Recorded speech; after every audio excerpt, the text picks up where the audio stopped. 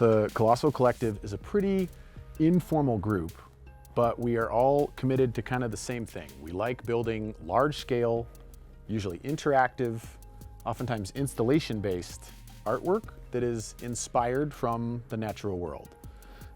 So I usually like to work with a pretty small group where they're comfortable not being super efficient. It is really important that, you know, the people who are showing up to like experiment and test aren't expecting to like clobber through a ton of work in their time. They have to be okay with like the ambiguity, the failures, the fact that we're gonna try something and it's gonna totally not be the way that we're gonna make this puppet come to life. And then I've got other people who, once we've got a lot more like understanding of how and what we're making the thing out of, that I can go, okay, now we just need to produce. Now we just need to crank out the work or solve the like other types of problems. So I'd say that it's sort of broken into two phases. There's an early problem solving, testing, conceptual phase. And then there's also the just, now we know what we're doing. And now we've just got to like make a giant, you know, thing that is oftentimes using a technique or a process or a material that we nailed down in the first part of the process.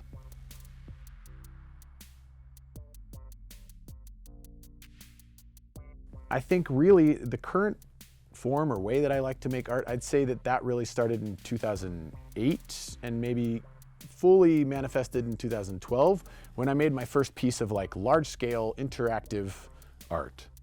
That was sort of when I settled into the kind of art that I resonate with the most. And I think that that's when I first identified I'm making the kind of art that I want to make, that really speaks to me and is broadcasting something that I want to say out into the world.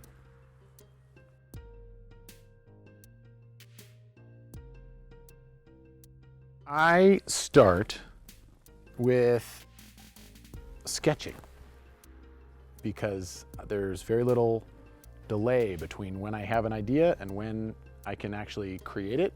That's oftentimes how I start things. From there, it's easy and quick to get ideas down, to show other people what I'm thinking, and then to like iterate on those ideas. And then usually there's layers of adding a software tool. So taking the sketch and then turning it into some form of digital creation. And then oftentimes there's layers of prototyping and testing and kind of like examining whether or not the way that we think it's going to work is possible or feasible or like, is it going to actually behave the way we think?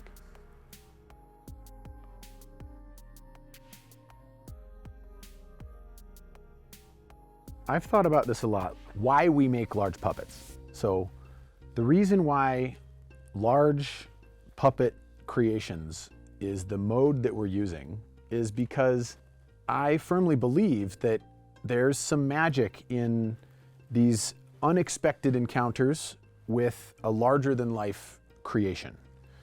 And I think that a lot of it has to do with the times that we're in. If you go back several hundred years, you know, it's like when the majority of the population was illiterate and a bunch of beautiful paintings on a wall was the best form of mass communication, you know, you'd say, yes, become a photorealistic painter to have the biggest impact as an artist. Now we're competing against the cell phone, social media, we're saturated with signal.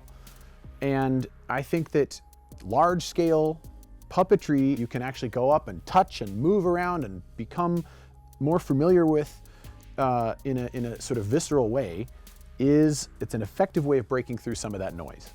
And something about it is reliably able to get people to go, oh my goodness, what is that thing? How do I, you know, what's it doing? And maybe I should run away from it, or maybe I want to go touch it. I don't know. It's basically, there's a lot of reasons why puppets in particular, and large scale ones at that, are our preferred way of creating something and sending a message.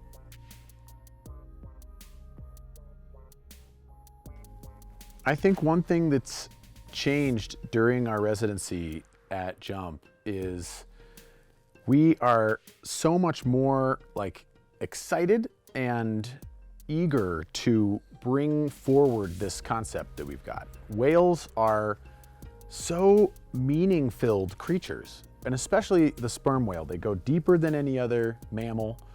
They are the loudest creature in the animal kingdom. They have so many fascinating, interesting components to them, and there's a lot of symbolism that even in the course of our research over the last month, we've layered on.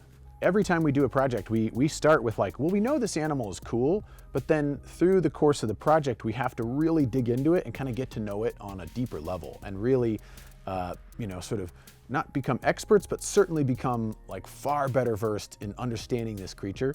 And gosh, we're excited to like bring the sperm whale to this space and share our excitement that we've developed over the course of the last month.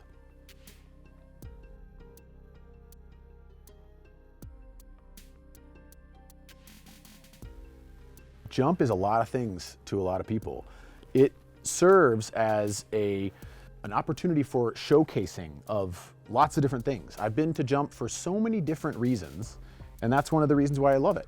I've gone here for the fundraiser for the Discovery Center. I've gone here to celebrate Dia de los Muertos. I've gone here to experience the Tree Fort Band Symphony Orchestra play. I've participated in Boise Entrepreneur Week. I've done dozens of different things. So you can't say what is Jump in a nutshell, because it's too many things for too many different groups of people. And I think in that regard, it's really living up to what it should be doing, which is serving as the space, and a really incredible space at that, for all of those different groups, people, communities, to be able to, get what they need out of the place.